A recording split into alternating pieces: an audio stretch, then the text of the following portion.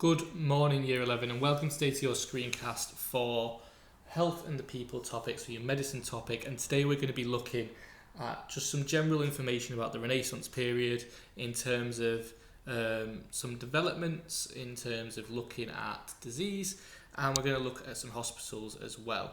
So in terms of science and medicine then, we would definitely be linking this to the, as I said, the Renaissance period. So this is 1500 to 1750. And I'll add that there, 1500 to 1750. And in terms of the specific theme, so we've got disease, we've got public health, and we've got surgery, I'd be linking this to disease. So first of all, even though we've seen surgical developments in the Renaissance time, in terms of disease, things don't get particularly better, okay? So, for example, King Charles II died, and they used new cures, which shows they did move away from the four humours, but they used 58 drugs. So obviously, this was very ineffective. They also, though, did try and purge and use the four humours. So that's the old cures as well. So they were mixing, they were trying everything they could, but again, showing they don't really have an understanding of disease at the time. And unfortunately, because of this, King Charles II died. We also have the fact that they believed that tobacco caused toothache, which is incorrect.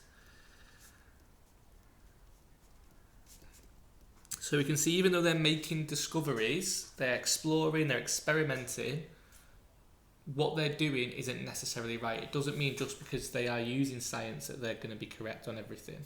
However, they do find, because of exploration, a piece of tree, so some bark, so a piece of tree, from South America, which cured malaria. So the purpose of this here is just to kind of show that although there was, so I'm going to highlight this, although there was science being used,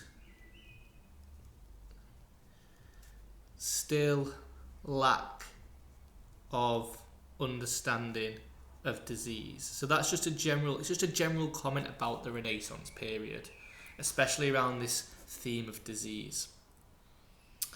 So if we were to just kind of, if you wanted to write about one of these things in terms of disease, and we were to think about the factors of medicine, so Ron Weasley is ginger, that's so crackingly cool. I'd be, really pointing out the fact that we've got this individual, Charles II, who really suffered.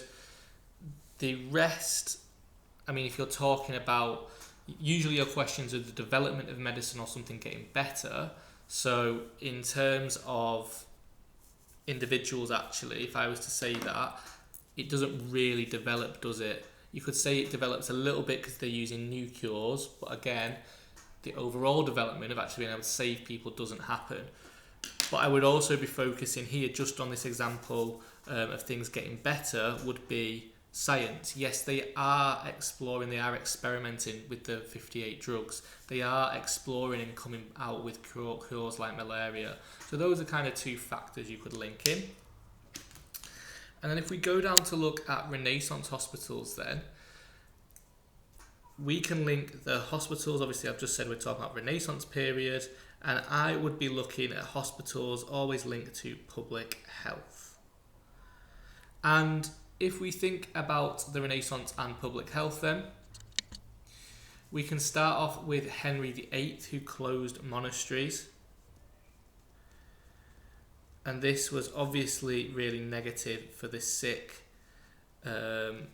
because they had nowhere to go. However, Henry VIII did open St. Bartholomew, so he opened and became a patron of hospitals. And so St. Bartholomew being an example, and this is where Harvey did his experiment.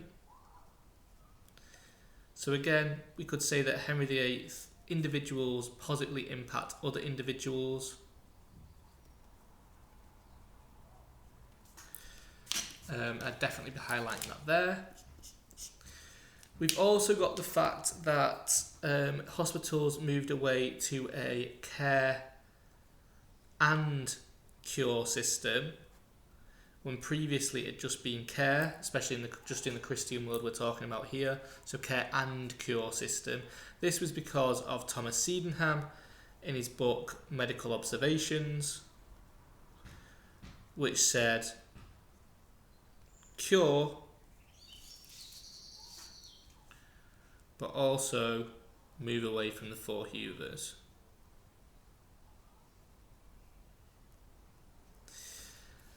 Another kind of key difference from the Renaissance, from the medieval period, is the fact that trainees were allowed to train in hospitals, when previously they'd been stuck in university in the medieval period. Again, a development here was Lock Hospital, so specific hospitals for specific diseases, which is really positive. And this is where you can kind of link it a little bit to disease, the fact that again they are trying to develop their prevention of disease by creating these hospitals. And just the fact that this idea of a Christian society still caring for its people by building hospitals, and we can see the rapid increase in hospitals by this statistic here. So I'm just going to go back to Lock Hospital and just add the fact that it's positive for the prevention of disease. And actually the fact that understanding a disease, different diseases, there are different diseases. I think that's important.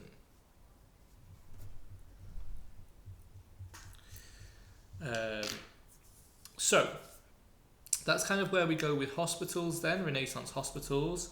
If I was to think about the factors of medicine, so Ron Weasley is ginger, that's so crackingly cool.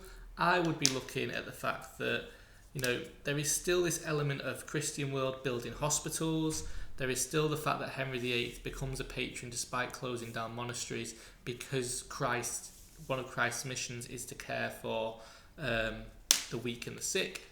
War is not important. Individuals, I'd be pointing to Sydenham, and I'd be pointing to Henry VIII. Government as well, you could make the argument for Henry VIII and government mixing, because obviously Henry VIII is in charge of the government. You could make the case for science as well, with Thomas Sydenham saying, we've got to be we've got to be trying to cure, we've got to find cures, we've got to move away from the four humours. But there isn't communication and there isn't really chance. Oh, well, you could say communication, actually, with Sydenham's book, Medical Observations. So again, kind of communication is a common theme within the Renaissance. We've seen it in Vesalius, we've seen it in Paré, we've seen it in Harvey. So that's kind of how Renaissance hospitals are developing medicine in the Renaissance period.